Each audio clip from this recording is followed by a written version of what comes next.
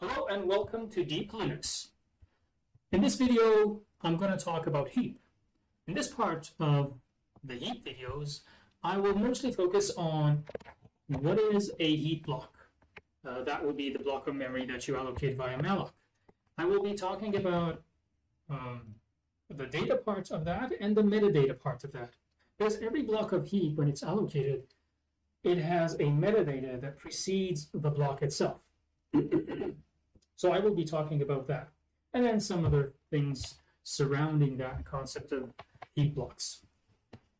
So let's get started now. GDB,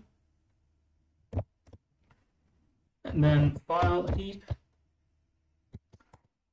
basic test, which is going to load this into memory, and to be able to just stop the problem, to be able to stop the program midway, I need to put in breakpoints. Otherwise, when I say run, it's going to run to completion and finish and exit from the program. So I'm just going to say list L. Let's just put a breakpoint at line 10 where I want to do my first malloc. And, just because I want to have another breakpoint. So B10, that's the breakpoint. And then L. I want to have another breakpoint at line, say, when I want to do the freeze. So B19 again, which is this line. I also want to stop here. B25, so these are my breakpoints. As you can see, 10, 19, and 25, these lines. I'm just going to say run.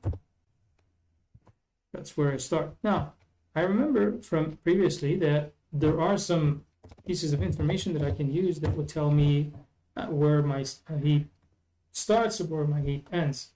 Now, the sbreak base is basically where my heap starts. Now, this is 0 because I haven't allocated anything yet. The moment I do the alloc, this is going to change. It's going to run a bunch of break system calls, right? It's going to extend the program break, which is proc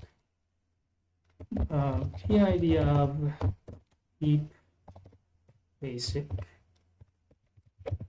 test maps. The program break is currently here, so it's going to extend this and create the heap for me. If I do continue, or let's just say next, which is in this case it would just execute the command, the line of code in line 10. Right, that's it. If I do another print of malloc parameters, you can see that the sbreak base has changed. I do another dump of this, and let's just clear this. There you go. You see this heap part popped up, which is, oh, sorry, actually here. This would be 132 kilobytes. Let's look a little bit deeper into this. There's another struct. It's called, actually, there's another variable, which is a struct. It's called main arena. Let's find this here first. So main arena, and I said that the memory is organized, heap memory is organized as arenas. And then there are parts that we do mmap. So blocks are either carved out of arenas or directly mmapped from the kernel. There is a struct called malloc state, and this defines a global variable, main arena, which is a sort of a linked list. Let's look up this struct.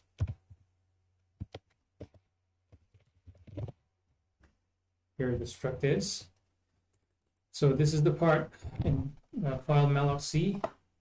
These are the internals of malloc implementation, internals of glibc implementation. And the malloc state has a lock. Whenever you want to operate on a certain arena, free memory, get memory from it, allocate memory, you have to acquire this lock, because otherwise you're going to mess up the state. One of the important things here is the top chunk. Top chunk is the last block of memory in the heap. And I'm going to show you this shortly. It's the last block in this arena, basically, right? So I'm talking about the main arena right now, but the rest of the arenas are just like the main arena, okay? They're connected together through a linked list. So one of the important fields here is the top chunk, which is basically the last. This will be the beginning of the last block of memory that has not been allocated yet. And this points to the next arena. This points to the next free arena. We'll cover this later on. And then how much system memory has been consumed in this arena. This is the memory that is consumed from the kernel, not necessarily used, may not be malloced yet, but it's being taken away from the kernel. And this is a very interesting concept because usually people think that whenever they free memory, they give it back to the kernel. Well, that's not true. Not necessarily true, at least. We'll cover this in a different video where we talk about memory leak and memory bloating. And this is the high watermark for this value, for the system memory. Let's see what we have in this main arena now. So I'm just going to say P for print main arena. Wow, it's a big struct. It has a mutex for the logs, for the lock, and this is the top. Okay, and then here, this is how many threads are using this arena, which is 1. I'm only single thread. System memory. This is system memory occupied 132 kilobytes, and maximum is again 132 kilobytes. Now, I'm going to talk about these later on in a different video. These will be the bins. Let's not bother with this. This is the top. Now, compare this to the S-break base. S-break base is where the heap starts. It's at 59,000. This is at 59,2B0, right? So it's a little bit after, but this is because, well, I've already allocated some memory here. Okay, I mean, I've done a malloc. This is the malloc that I've done, right? So I've already allocated some memory. So now, within that arena, within my main arena, I'm now standing at a farther place from the base. Okay, so I can say print, or maybe I can say x dump 64 bytes in hex grouped as in words, 4 bytes. From main arena top. Let's see what we have, like dump memory that the top points to. It's basically all zeros with something here that I'll shortly explain. Okay.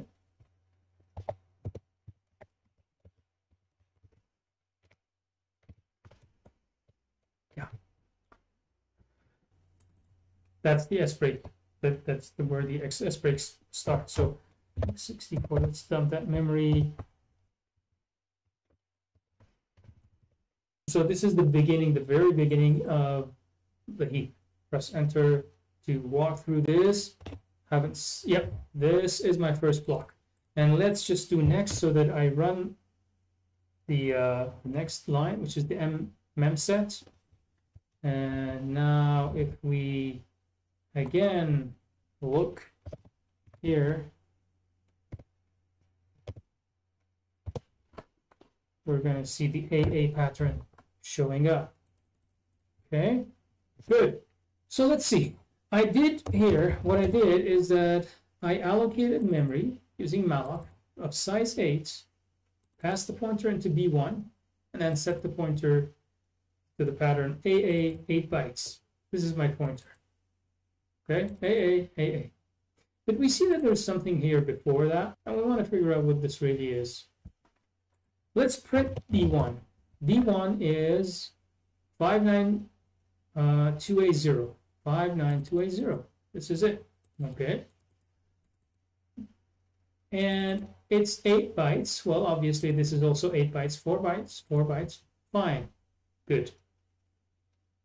Okay. But what is this 21 hex here? Let's look at the malloc code. There you go. Malloc chunk details. It's inside the code, and this is what it says. An allocated chunk looks like this. This is where the chunk starts, and this is mem, and then this would be the next chunk. And then it further explains that mem is the pointer that is returned to the user, meaning B1. Okay. Let me see if I can have these side by side. Yeah. So B1 would be this guy mem here.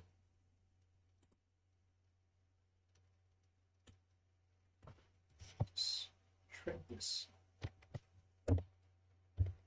Okay. So this mem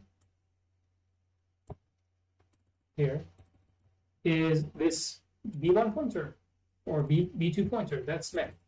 But then there are two words before that, and every word in a 32-bit architecture or operating system or an application, it depends on how your glibc is built. If it's built as 32-bit or if it's built as 64. Now, if it's 32-bit, this is going to be, every word is going to be 4 bytes. If it's 64 bits, every word is going to be 8 bytes. You can understand this, you can know this from many different ways, but when you look at the address, because the number of bits that we're talking about, whether it's 32 or 64, is the width of the virtual address. And here my addresses are 64-bit long, right? So I know that, okay, my OS, my glibc, my applications are built as 64-bit. So this means that every word here will be 8 bytes. So I'm going to have this mem, but then 2 times 8 bytes before that, I'm going to have other information, which I call the metadata. Okay. So what is this metadata? 8 bytes before the actual memory starts, we get the size of the chunk in bytes. Okay, let's look here. This is where the data starts. That's where the pointer, right? PB1, that's the address of B1, and this is the address of B1. Where was it? Here. Here, that's where B1 starts. Let's go 8 bytes before that. That's 4 bytes, that's 8 bytes. 8 bytes before that is 000 and then 21. And then this is going to come first and this is going to come last, okay? And this is how it works. As you go towards the higher addresses, the most significant byte values are written there. And this is about the big Indian or little Indian convention used here. So it's the size is 0000000021. And 21 hex is 33 bytes. Well, doesn't sound right because I was allocating 8 bytes, right? But I'm going to explain that. Before that, 8 bytes before that is the size of the previous chunk if that chunk happens to be free, if it's unallocated. So if this chunk, like this 0, is the size of the previous chunk if it's unallocated. Now, we don't know at this point whether this is unallocated or not, but if it's unallocated, it's going to be the size of that previous chunk. If it happens to be allocated, then it's going to be just whatever data that previous chunk holds. Okay, so we're going to use it for storing the data, and you can see here, but that after this chunk, at the footer of this chunk, the next chunk, like at the footer of this chunk, which is going to go into the header of the next chunk, we get the application data if this block of memory is used, which is actually in this case, this isn't a used block of memory. This is the layout of a used block of memory. Okay, so why is the size 33 or 21 hex? Well, that's because there are 3 bits at the end of the size, okay? 3 bits at the end of the size, and these bits are arena, mmapped, and previous in use. Let me share with you a very nice web page that I use. It's Azaria. They've done a very good job of documenting the heap. And here, I usually reference this a lot. This is basically the chunk size AMP. It's 0. Then this belongs to the main arena. If a bit is 1, then this does not belong to the main arena. M, this other bit. If it's 0, then this is not M mapped. If it's 1, it's M mapped. That is, it was created directly via M map because it exceeded the M map threshold glibc tunable. And if all of these are 0, then it's not M mapped and it's from the main arena. And then the P bit, which is a very important bit, is previous chunk in use. So if this P bit is clear, then it means that the previous chunk is free, right?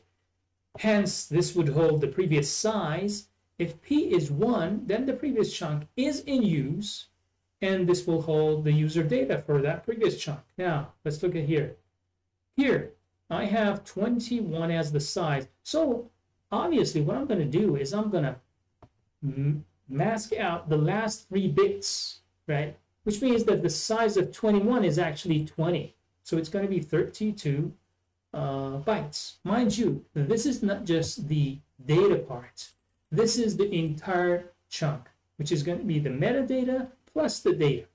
Okay, so it's going to be the metadata and the data, which is this part. This is the metadata. Yeah, this is the metadata and this is the data. Okay, but still, this is still not 32. This is 16 plus 8, 24. Well, turns out that heap memory is allocated in aligned blocks. Now, these alignments, this alignment is a multiple of 16 bytes if your architecture is 64-bit, and a multiple of 8 bytes if your architecture is 32 bits, right? Like your application is 32 bits. In this case, I'm a 64-bit application, glibc kernel, then the alignment is 16 bytes. So what this means is that whenever you allocate anything, it cannot be less than 16 bytes, right? If I'm allocating 8 bytes, then automatically what I'm going to get is 16 bytes.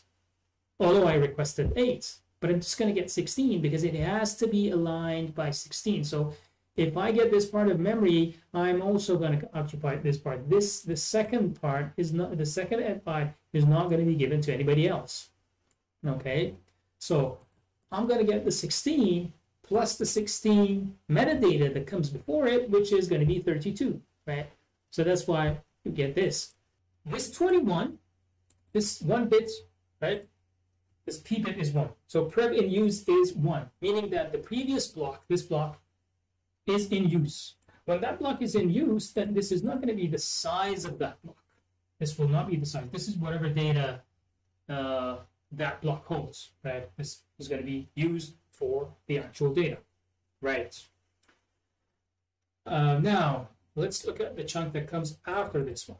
This ends here, so this is the next one. This would be the metadata that starts.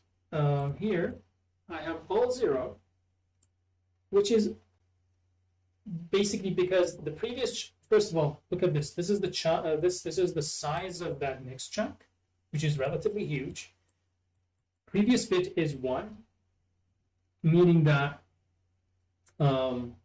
previous one is in use. Well, obviously, I just allocated it. It better be in use. And also, it would mean that this other piece of information here is not going to be the size of the previous chunk because that previous chunk is already allocated, so it's going to be used for data. So, you know, whatever comes here is the data, which is 0, right?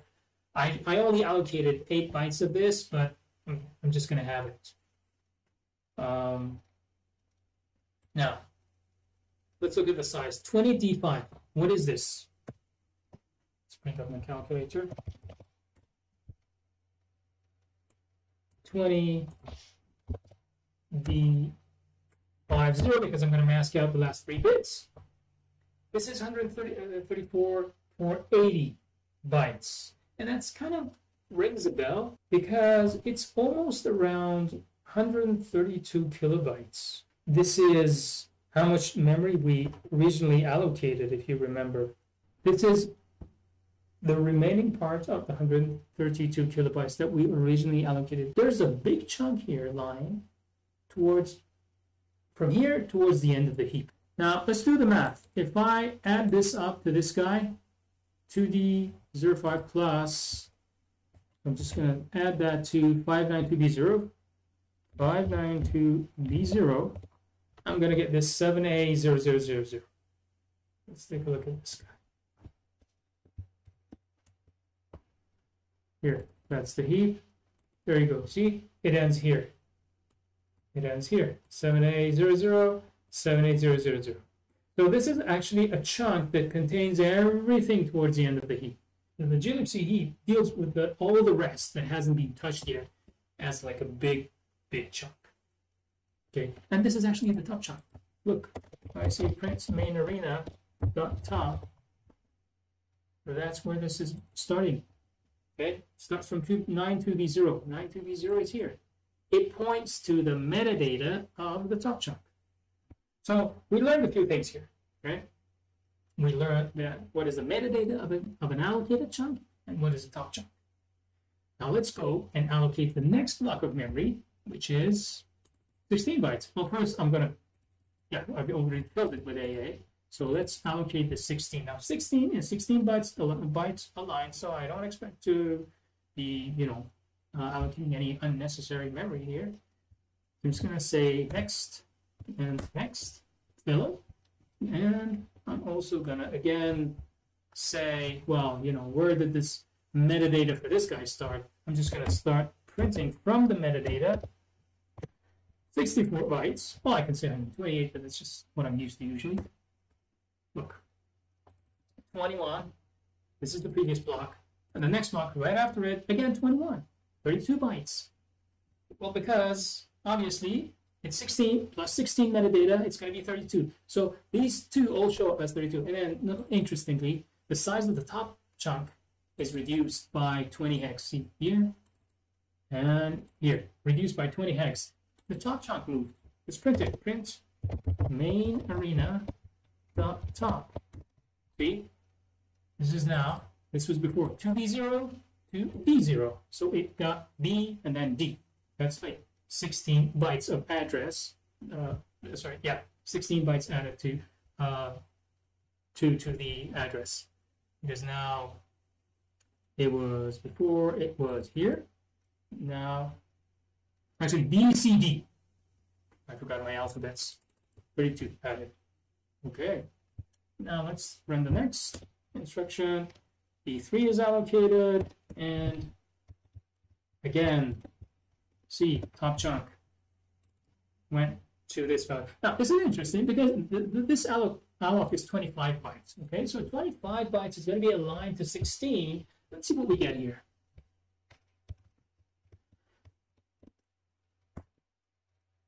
Yeah, okay. So this is the first one filled with A's. This is the second one with B's, and this is the last one. Okay, this is the last one. I have 31 here. 31 is, well, forget about the P bit, is 1. So it's 30 hex, it's 48 bytes. 3 times 16, 48 bytes. Why did I get 48 bytes? Well, 16 of that is because of the metadata. So deduct that. I'm going to be 32 bytes. 32 actual bytes. Well, it makes sense because I needed 25. Starting from here, this is going to be 16, and I'm going to be 16 at line. Okay. And then I need another 16 because 8 is not enough. If I needed 8, right? If I had allocated 24, I would have been done here. Like you would have seen this part show up here. Why? Because this is an allocated block of memory. So I could have filled this 8 bytes and still leave room for the metadata here. Okay, because if I'm allocated, this part of the metadata is not going to be used. It's going to be used by the previous block, which is me, the block here. Okay, so if I were allocating 24 bytes, you would have seen this, and then this would go up here. But because we needed 1 more byte, right? we need to allocate this whole thing here because I need to be 16 bytes aligned and kind of start the next block here. So that's why I need 32. I could have needed way less than that. Okay. Now I'm going to allocate 1,000 bytes and fill it with D. Now let's again plot this. See here, it's all D's. D, D, D, D, D, D. And the size is 3F1. Now, what is 3F? 3F is 60. Oh, 3F0. Sorry. 3F0 is 1008. 1008. Okay. Let's go to the end of this one. 300 plus 3F0 is. Let's go to the end. So dump memory 64 over X. And add that is going to be 6F0. See, this is the end of that, right? It's occupying the 8 bytes here that can be used for the previous block, which is this block.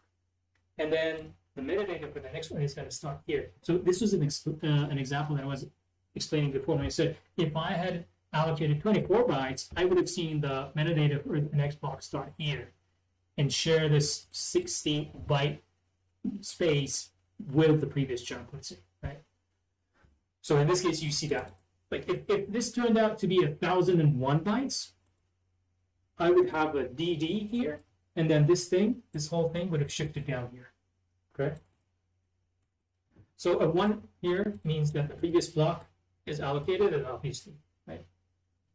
But now, let's start freeing this and see what happens. Now, this is the structure of a free block. A free block. This is where the memory starts. Again, this is the size of the chunk in bytes. In this case, it's going to be free, okay? In bytes, it's going to be free, but the P are always for the previous one. So, you know, the P can still be 1 or 0 depending on what's the situation of the previous block.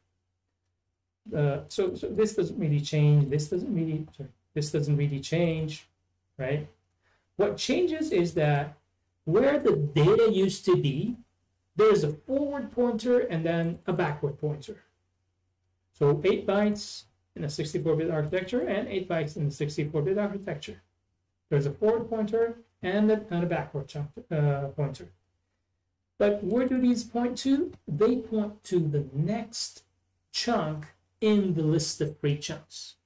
We have lists of free chunks maintained by glibc. It's sort of a cache, right? And in glibc terminology, it's called bins. We will talk about bins extensively in a separate set of videos that would cover Heap. But suffice to say that these link the blocks of free memory in the bins. We don't really move the blocks, we just point them together. And that's the linked list is called a bin. So this is the forward pointer, this is with the backward pointer, and then after that, whatever, there could be whatever. And then this is definitely going to be the size of this free chunk. Because why? Because now the next chunk has the p bit as 0. Okay? So next chunk is going to say previous is free. So this is 0. And if previous is free, then the last word of the previous chunk, which extends into the metadata of the next chunk. Sorry, this is a little bit confusing, right? But this is for performance reasons. That's why I'm saying Heap is a little bit nasty to deal with. So that is not going to be reused for data. That's going to be replaced for the size of this chunk that is already freed. So it's definitely going to be the size of the chunk. Right? So if I had freed this guy, if I free this guy, this is definitely going to point, it's definitely going to contain the size of it. And then this bit is going to be 0. That's what this means. The other important thing is that this is going to be replaced by the forward pointer. This is going to be replaced by the backward pointer. And you know what this means? It means that whenever you free a block of memory, the data that was there is already corrupted. It's already overwritten with something. So you can't really resurrect the data, right? It's gone. It's gone. That's it. And this is why a lot of bad things can happen if you free a pointer and then reference it, because you're going to be pointing to corrupt data. This data is going to be pointing to somewhere random in the memory, right? And bad things can happen if you do that. Okay, so let's free this. I'm here. I'm going to free B1. B1 is this guy. What I expect to happen is the next chunk here is going to have this bit 0. This is going to turn into 0. Also, this part would be filled with the size of this previous chunk, which is 20 hex. 20. Let's see. Next. There you go. See? 20 hex showed up here. 000, this is the most significant, higher address, lower address, least significant. 20. This is telling me, okay, so first off, this block here is telling me that the previous block is free, which is this block. It's free. And then if that's free, then the previous 8 bytes is going to tell me how large is that? Just 16 bytes. So from here, if I go 16 bytes backward here, I end up at the same place, which is the beginning of the metadata, right? That's what it means. Now, if I look at this one, this is the header for this now free block. It's still going to say it's 32 bytes, and the previous one is allocated, which is fine, right? So let's say I have and okay, look here. I'm pointing. This is a pointer to somewhere, right? And this is also a pointer to somewhere else, which they're going to point together to the same place right now because, the bin is empty and this is kind of like a, it's pointing to itself, right? But that's a subject of a different video, as I said. So you see that this data is already gone. It's not there anymore. So let's say I have a block of memory and I want to know it's free to allocate. Let's say I have a memory issue. I end up having some sort of a memory issue, memory problem, and I'm inspecting the heap with GDB. Either I have a core file I've loaded up in GDB, or I'm tracing the program as I'm doing right now, online, live tracing, and then I want to inspect, okay, there's something going on here with this block. It's kind of suspicious. Is this block actually allocated? Is it free? I don't know. So I have the pointer, right? If I say print B1, I got the pointer. How am I going to do this? Well, first off, you go 16 bytes back, right? Then you look up the size. Okay. Why am I doing this? Because I want to know if I need to go to the next block. So I need to know what size this block has to go forward, find the next block, and check if the previous block is free. Okay. So here, this block is 20 hex bytes. So if I go forward from here, 20 bytes, I end up here.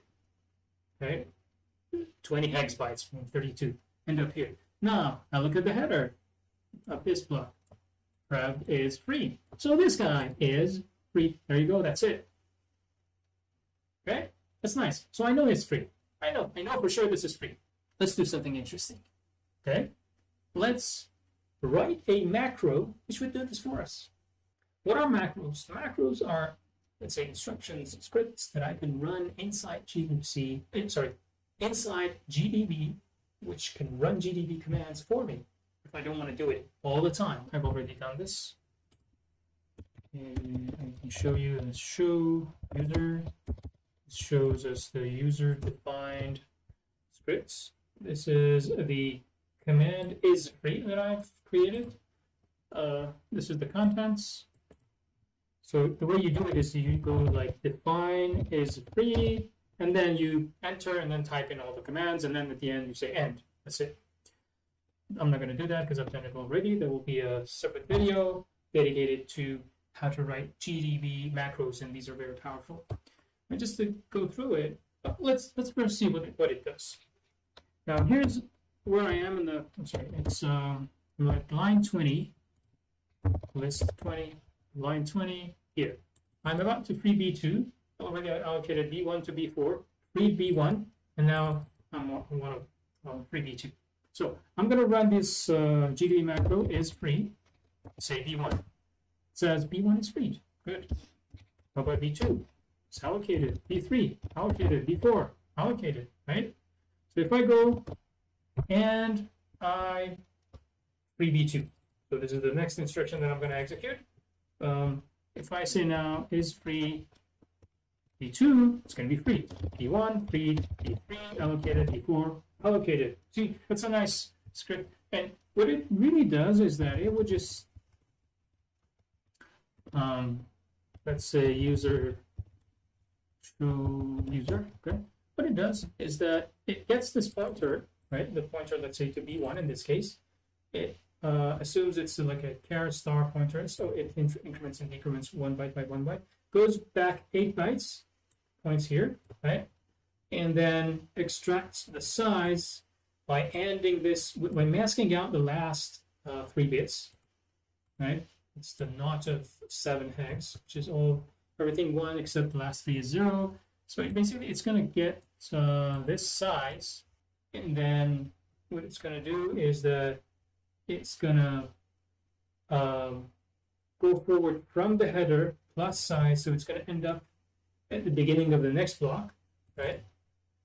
And what it's going to do is that now it will look at the prep bits, right? It's p bits, and it with 1, and then if p bit is 1, then it's allocated.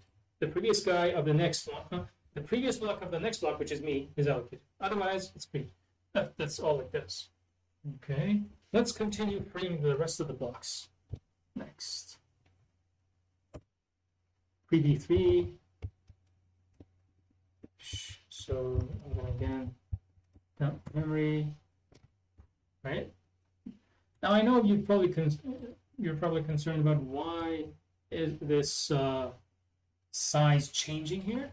That'll be the subject of a different video where I'm going to talk about the unsorted glibc pins. It's actually a consolidation of free chunks happening here. And then I'm going to free B4, but this is going to be interesting. Right? So again, if I print this, you know, it's all consolidated. Now let's take a look at the top chunk. It's back to where it was, right? It's back to the value that it was. So now everything is kind of now considered to be the top chunk. Now it would have been nice if I had printed top chunk before. You would have seen that it would still be not this value. But now that everything has happened, everything is kind of brought back into the top chunk. Okay. Now I'm going to allocate this large block. What I'm going to do next, B large. So this is the pointer. Okay, let's see what we have. 64 W and this address. I'm going to do it this way. Go 16 bytes back. And you can see, well, this is the beginning. There's not going to be anything before that. If I try it, I'm going to get cannot access memory. It's a mmap. The memory before that has not been allocated. So yeah, it's not in the address space, so it's going to tell you can't access that memory, right? But anyways, this is where it starts. You can simply discard this because there is no previous block to begin with mmap chunks. Here, the size. We have this size. Let's translate it with my infamous calculator. 13E000, because the last 3 bits are some other information. So this is again, as you see, 1.3 megabytes aligned to 4K pages because memory is only allocated in pages by the kernel, that is, when you do it through mmap or when you do it through the break system call, right? This is different than memory that is allocated by malloc, which goes in steps of 16 or let's say it has to be 16 byte aligned and then goes in steps of 8. So this is the size, but then here this is 1. Sorry, so the last 2 bits are 1 0. So P bit is 0, which means the previous is not in use, well, obviously, but then the second bit is 1. Now, the second bit is what? Is the M bit, which is the mmap bit. Now, well, obviously, because this is an mmapped block, then the mmap bit is 1. So I know that this is mmapped. Why do I need to know this? Because it tells me that when this block is going to be freed, it is going to totally disappear. It doesn't have it does not need any special handling by glibc. Okay, it doesn't go into the cache, into the bins or whatnot. It just is unmapped and given back to the kernel. So that's what's good about these mmap blocks, is that when they're freed, you send it back to the kernel. So you actually remove the memory from being under ownership of the process. Okay. So this is the mmap block. And then when I free it, so, well, here what I did is I just filled it with some value, AA. Now I'm going to free it. I freed it, okay? So if I look at what happened here, it says can't access memory because it removed it out of the memory space of the process and gave it back to the kernel. Now, I didn't do this, but I could have showed you here that when I did mmap, this whole block kind of showed up. So let me just do that one more time. Kill, yes. I'm going to say, okay, L. I'm just going to put a breakpoint at line 25, and then I'm going to say run. Okay. Oh, I had this already. I'm going to say run again.